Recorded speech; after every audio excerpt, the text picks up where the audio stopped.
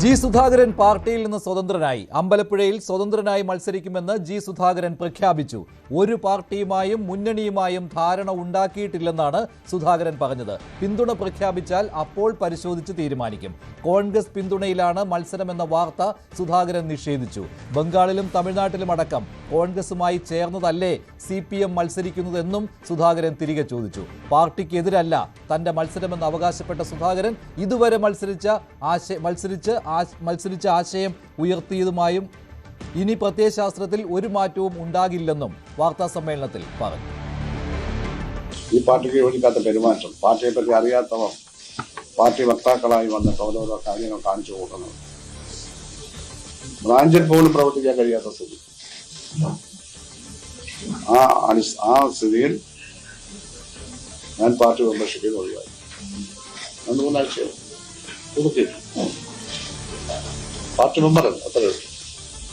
ഞാൻ സ്വതന്ത്രമായി ഈ അനുഭവത്തിന്റെ അടിസ്ഥാനത്തിൽ ഈ മണ്ഡലത്തിൽ മത്സരിക്കാൻ ഉദ്ദേശിക്കുന്നു. വാർത്താ സമ്മേളനത്തിന്റെ തുടക്കത്തിൽ മത്സരിക്കുന്ന കാര്യം അദ്ദേഹം പറഞ്ഞിരുന്നില്ല. പാർട്ടിയുമായി ഉണ്ടാകുന്ന അസ്വാരസ്യങ്ങളെക്കുറിച്ചാണ് അദ്ദേഹം പറഞ്ഞത്. പാർട്ടിയിൽ നേരിട്ട അവഹേളനങ്ങളെക്കുറിച്ചാണ് അദ്ദേഹം ആദ്യം പറഞ്ഞത്. പക്ഷേ സസ്പെൻസ് പൊളിച്ചുകൊണ്ട് താൻ മത്സരിക്കും എന്നുള്ള കാര്യം അദ്ദേഹം പൊടുന്നനെ പ്രഖ്യാപിക്കുകയായിരുന്നു. കൂടുതൽ വിവരങ്ങളുമായി ആലപ്പുഴയിൽ നിന്ന് ശരണ്യ സ്നേഹജൻ, ഒപ്പം പൊളിറ്റിക്കൽ ഡെസ്കിൽ നിന്ന് കിരൺ ബാബു എന്നിവർ ചേരുകയാണ്. ശരണ്യ, ഇന്നലെ രാത്രി അനുനയ നീക്കങ്ങൾ നടന്നിരുന്നതാണ് സുധാകരന്റെ വാർത്താ സമ്മേളനം ഒഴിവാക്കുന്നതിന് വേണ്ടി. പക്ഷേ എന്താണ് അദ്ദേഹം ഒടുവിൽ തീരുമാനം മാറ്റാൻ തയ്യാറാകാത്തതും മത്സരിക്കുകയാണ് എന്നുള്ള പ്രഖ്യാപനം നടത്തുകയും ചെയ്യാനുള്ള കാരണം?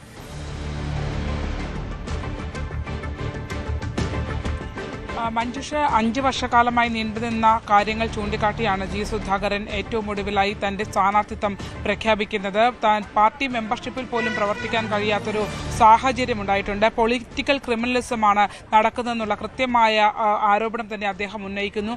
അതുകൊണ്ട് തന്നെ നിലവിലത്തെ സാഹചര്യത്തിൽ താൻ സ്വതന്ത്രനാവുകയാണ്. പാർട്ടി മെമ്പർഷിപ്പ് പുതുക്കാനായി ആഗ്രഹിക്കുന്നില്ല. മറിച്ച് കമ്മ്യൂണിസ്റ്റ് ആശയങ്ങളിൽ നിന്ന് തന്നെ സ്വതന്ത്രനായി അമ്പലപ്പുഴയിൽ ജനവിധി തേടും എന്നുള്ളതാണ് ജി സുധാകരൻ വ്യക്തമാക്കിയിരിക്കുന്നത്. തുടക്കം മുതൽ തന്നെ അദ്ദേഹം വളരെ ശ്രദ്ധയോടുകൂടിയാണ് കാര്യങ്ങൾ അവതരിപ്പിച്ചത്. ഒപ്പം മുഖ്യമന്ത്രിയെ പിണറായി വിജയൻ അടക്കമുള്ള ആളുകളെ അദ്ദേഹം തള്ളിപ്പറയുന്നില്ല. പക്ഷേ മുഖ്യമന്ത്രി പിണറായി വിജയൻ മുഖ്യമന്ത്രിയാകണമെന്നാണ് തന്റെ ആഗ്രഹം. പക്ഷേ അതേസമയം CPM അധികാരത്തിൽ വരുമോ, LDF അധികാരത്തിൽ വരുമോ എന്നതിനെ സംബന്ധിച്ച് വ്യക്തമായ ഒരു മറുപടി അദ്ദേഹം നൽകാൻ തയ്യാറായില്ല. ഒപ്പം തന്നെ രാഷ്ട്രീയ വിമർശനത്തിന് പകരം രാഷ്ട്രീയ അനാശാസ്യമാണ് തന്നോട് ചെയ്യുന്നതെങ്കിൽ ശക്തമായി തിരിച്ചടിക്കുമെന്ന് ജി സുധാകരൻ പറഞ്ഞു. റോസാപ്പൂ വിരിച്ച പാതയിലൂടെയല്ല നടന്നു വന്നതെന്ന് അടിയന്തരാവസ്ഥ കാലത്തെ അദ്ദേഹത്തിന്റെ ഇടപെടൽ അടക്കം ചൂണ്ടിക്കാട്ടി അദ്ദേഹം വ്യക്തമാക്കി. മാത്രമല്ല, ഈ നിലവിൽ പാർട്ടിയുടെ അല്ലെങ്കിൽ മറ്റൊന്നിന്റെയും മറവിൽ താൻ ഒരു സ്വത്ത് സമ്പാദനമോ വീട്ടിലുള്ളവർക്ക് ജോലി വാങ്ങി നൽകുക അടക്കമുള്ള കാര്യങ്ങളൊന്നും താൻ ചെയ്തിട്ടില്ല. താൻ പാർട്ടിക്ക് വേണ്ടി പ്രവർത്തിക്കുക മാത്രമാണ് ചെയ്തിട്ടുള്ളത്. അതാണ് ജനപ്രതിനിധി എന്നുള്ള നിലയിലും താൻ ചെയ്തിട്ടുള്ളത് എന്ന്, അത് പാർട്ടിയുടെ വളർച്ചയ്ക്ക് ഗുണകരമായ ഒന്നായിരുന്നു എന്നുള്ളതാണ് അദ്ദേഹം വ്യക്തമാക്കിയത്. മാത്രമല്ല, ഭരണഘടനയെ സജി ചെറിയാനെതിരെയുള്ള ഒളിയമ്പും അതിനകത്തുണ്ടായിരുന്നു. ഭരണഘടനയെ മാനിക്കുന്ന ആളാണ് താൻ. കുന്തവും കുടച്ചക്രവും എന്ന് താൻ പറയാറില്ല എന്നും അദ്ദേഹം പറയുന്നു. തനിക്ക് എതിരായുള്ള സൈബർ ആക്രമണങ്ങളെ സംബന്ധിച്ച് ജില്ലയുടെ നേതൃത്വത്തിലുള്ള സജി ചെറിയാനോട് ഉന്നയിച്ചിരുന്നില്ലേ എന്നുള്ള ചോദ്യം മാധ്യമപ്രവർത്തകരുടെ മറുപടിക്ക് സജി തന്നെ ഒരു സൈബറാണ് എന്നാണ് ജി സുധാകരൻ മറുപടി നൽകിയത്. മാത്രമല്ല, പിന്നിൽ നിന്നാണോ മുന്നിൽ നിന്നാണോ ഇത്തരത്തിൽ പ്രവർത്തിക്കുന്നതെന്ന് പറയാൻ പോലും ആകില്ല എന്നുള്ള രീതിയിൽ പരിഹസിച്ചുകൊണ്ട് മറുപടി പറഞ്ഞു. എളമരം കരീം KJ തോമസ് കമ്മീഷനെതിരെ അതിശക്തമായി തന്നെ വിമർശനം ഉന്നയിച്ചു. അമ്പലപ്പുഴയിൽ 16,000 വോട്ടിന് വിജയിച്ച ഇടത്താണ് തനിക്കെതിരെ അന്വേഷണം കൊണ്ടുവന്നത്. തന്നെ പാർട്ടിയിൽ നിന്ന് പുറത്താക്കാനായിരുന്നു അന്നത്തെ നീക്കം. 25 പേജോളം വരുന്ന താൻ നൽകിയ വിശദീകരണ കുറിപ്പിന്റെ ഒരു ഭാഗം പോലും ആ കമ്മീഷൻ റിപ്പോർട്ടിന്റെ ഭാഗമായി വന്നില്ല. ഏകപക്ഷീയമായി തന്നെ വർഷങ്ങൾക്ക് മുമ്പ് തന്നെ ഈ ഒരു അമ്പലപ്പുഴയിലെ തെരഞ്ഞെടുപ്പുമായി ബന്ധപ്പെട്ട് നൽകിയ പരാതിയുടെ അടിസ്ഥാനത്തിൽ തന്നെ പാർട്ടിയിൽ നിന്ന് പുറത്താക്കാനുള്ള നീക്കമായിരുന്നു നടന്നത് എന്നും അദ്ദേഹം പറഞ്ഞു. മറ്റൊന്ന്, തുടർച്ചയായി മത്സരിക്കുന്നവരെ സംബന്ധിച്ചാണ് തന്റെ കാര്യം വരുമ്പോൾ മാത്രമാണ് ഈ പ്രശ്നങ്ങൾ വരുന്നത്. തോമസ് ഐസക് അടക്കമുള്ള ആളുകളുടെ പേര് അദ്ദേഹം ചൂണ്ടിക്കാട്ടി. അതോടൊപ്പം തന്നെ അദ്ദേഹം പറഞ്ഞ മറ്റൊരു കാര്യമുണ്ട്. തുടർച്ചയായി 3 തവണ മത്സരിക്കുന്നവർ ഇപ്പോൾ ഈ സ്ഥാനാർത്ഥി പട്ടികയിലും ഇടം പിടിച്ചിട്ടുണ്ട്. അവർ കാശിക്ക് പോകാനാണോ സന്യസിക്കാനാണോ മത്സരിക്കുന്നതെന്ന് വ്യക്തമാക്കണമെന്ന് കൂടി ജി സുധാകരൻ പറഞ്ഞു. തന്നെ മാത്രം തുടർച്ചയായി അധികാരഭ്രാന്തെന്ന് പറഞ്ഞ് തന്നെ തീരുമാനിക്കുമ്പോഴും തന്റെ പ്രചാരണം ഏത് രീതിയിലായിരിക്കുമെന്ന കാര്യം കൂടി അദ്ദേഹം വ്യക്തമാക്കുകയാണല്ലോ. ലളിതമായ ഒരു പ്രചാരണമായിരിക്കും നടക്കാൻ പോകുന്നത്. കാടിളക്കിയുള്ള ഒരു പ്രചാരണം ഉണ്ടാവുകയില്ല. അതോടൊപ്പം അതോടൊപ്പം തന്നെ പാർട്ടിക്കെതിരെ ഒന്നും പറയില്ല എന്ന കാര്യം കൂടി അദ്ദേഹം വ്യക്തമാക്കുന്നുണ്ടല്ലോ. അപ്പോൾ അദ്ദേഹം ഉദ്ദേശിക്കുന്നത് അദ്ദേഹത്തെ അവഹേളിച്ച ഈ നേതാക്കൾക്കെതിരെയുള്ള ഒരു മത്സരം എന്ന രീതിയിലല്ലേ? പാർട്ടി പ്രത്യയശാസ്ത്രത്തെ താൻ വിട്ടിട്ടില്ല എന്ന് അദ്ദേഹം ആവർത്തിച്ച് പറയുന്നുണ്ട്.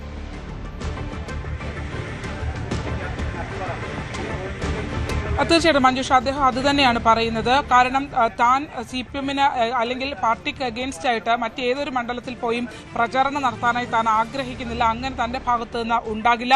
മറിച്ച് ദീർഘകാലമായി നീണ്ട അവഗണന, പൊളിറ്റിക്കൽ ക്രിമിനലിസം, അതിനെതിരെ അതിശക്തമായി തന്നെ പോരാടുമെന്നുള്ളതാണ് ജി സുധാകരൻ വ്യക്തമാക്കിയത്. അതിന് തന്നെ വ്യക്തിപരമായി പ്രത്യയശാസ്ത്രപരമായി അല്ലാതെ വ്യക്തിപരമായാണ് അധിക്ഷേപിക്കാനെങ്കിൽ നീക്കം, അതിശക്തമായ മറുപടി അതിന് ഉണ്ടാകുമെന്നുള്ള സൂചന കൂടി ജി സുധാകരൻ നൽകുന്നുണ്ട്. അദ്ദേഹം ഉദ്ദേശിക്കുന്നത് ഇപ്പോൾ മറ്റ് സാധാരണ തെരഞ്ഞെടുപ്പിലേതുപോലെ തന്നെ ബൂത്ത് കമ്മിറ്റികളോ മറ്റ് സംവിധാനങ്ങളോ ഒന്നും തുടങ്ങാനായി അദ്ദേഹം ഉദ്ദേശിക്കുന്നില്ല. മറിച്ച് ജനങ്ങൾക്കിടയിലേക്ക് പോയി ജനങ്ങളുമായി നേരിട്ട് സംവദിക്കുക, അത് വീട് തോറും കയറിയുള്ളൊരു പ്രചാരണ രീതി ആകില്ല എന്നുള്ളതാണ്. മറിച്ച് കൂട്ടമായ ആളുകളെ കാണാനായി ശ്രമിക്കും. തനിക്ക് പിന്തുണ നൽകുന്ന ആർക്ക് വേണമെങ്കിലും ആ പിന്തുണ നൽകാം. താൻ വിജയിക്കണമെന്ന് ആഗ്രഹിക്കുന്ന ആർക്ക് വേണമെങ്കിലും തന്നോടൊപ്പം ചേരാം എന്ന് ജി സുധാകരൻ വ്യക്തമാക്കുന്നുണ്ട്. അതോടൊപ്പം ഒരു പാർട്ടി അംഗത്തെ പോലും അതിൽ നിന്നും പാർട്ടി സംവിധാനത്തിൽ നിന്നും ഇളക്കിക്കൊണ്ടുവരാനായി താൻ ആഗ്രഹിക്കുന്നില്ല എന്നും അപ്പോഴും ജി സുധാകരൻ പറഞ്ഞു വെക്കുന്നു. UDF തന്നെ സമീപിച്ചിട്ടില്ല.